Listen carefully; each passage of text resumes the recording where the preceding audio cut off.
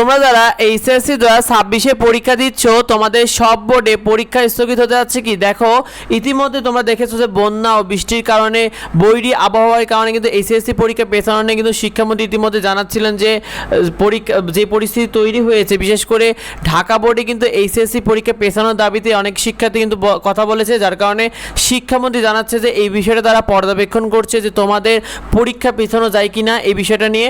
ইতিমধ্যে তোমরা দেখেছো যে রেকর্ড পরিমাণ বৃষ্টি ডুবলো রাজধানী, অর্থাৎ ধসে পড়তে পারে ভবন, বড় দুর্যোগের আশঙ্কা দেখা গিয়েছে, কারণ এইবার রেকর্ড পরিমাণ বৃষ্টির কথা জানা গিয়েছে যেখানে কিন্তু ভবন পর্যন্ত ধসে পড়তে পারে এরকম আশঙ্কাও দেখা গিয়েছে।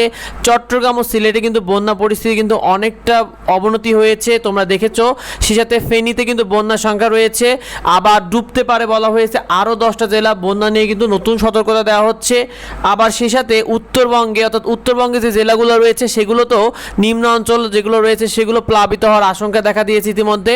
অন্যদিকে রেকর্ড পরিমাণে বৃষ্টির কারণে একদম ঢাকা কিন্তু বলা হয়েছে যে ঢাকাতে সড়কে কোমর পর্যন্ত পানি চলে এসেছে, অনেক দূর পর্যন্ত পানি উঠে গেছে, যেখানে অনেকের চলাচল করাই কঠিন হয়ে গেছে। তো এই বিষয় নিয়ে আসলে যে পরিস্থিতি তৈরি হয়েছে, আজকের শিক্ষামন্ত্রী তিনি কিন্তু জানিয়েছেন যে দেখো যে আজকে আমরা গভীরভাবে পর্যবেক্ষণ করছি এবং কিছুক্ষণের মধ্যে আবারও বসবো, চেষ্টা করব কিভাবে এই সমস্যার সমাধান করা যায়। তোমাদের এইচএসসি পরীক্ষা পিছিয়ে নেওয়া নিয়ে যে কিছু শিক্ষার্থীরা দাবি করেছে এটা নিয়ে তিনি জানিয়েছেন, শিক্ষামন্ত্রী স্বয়ং তিনি বলেছেন যে তারা এই বিষয়টা নিয়ে পর্যবেক্ষণ করছেন এবং এটা নিয়ে তারা আবারও বসবে, এটা সমাধান করা যায় কিনা। তবে প্রেস বিজ্ঞপ্তির মাধ্যমে বোর্ডে তারা এই বিষয়টা জানিয়েছে যে তোমাদের বিশেষ করে ঢাকা, রাজশাহী, কুমিল্লা, যশোর, চট্টগ্রাম, বরিশাল, দিনাজপুর, ময়মনসিংহ এবং যে মাদ্রাসা শিক্ষা বোর্ড রয়েছে, কারিগরি শিক্ষা বোর্ড রয়েছে, তাদের পরীক্ষাগুলো বলা হয়েছে যে পরবর্তী নির্দেশনা না দেওয়া পর্যন্ত নির্ধারিত তারিখে এবং সময়সূচি অনুযায়ী চলবে। শুধুমাত্র চট্টগ্রাম এবং চট্টগ্রাম বোর্ডে যেগুলো রয়েছে সেগুলোতেই বৃহস্পতিবার পর্যন্ত পরীক্ষা স্থগিত করা হয়েছে বলে জানা হয়েছে।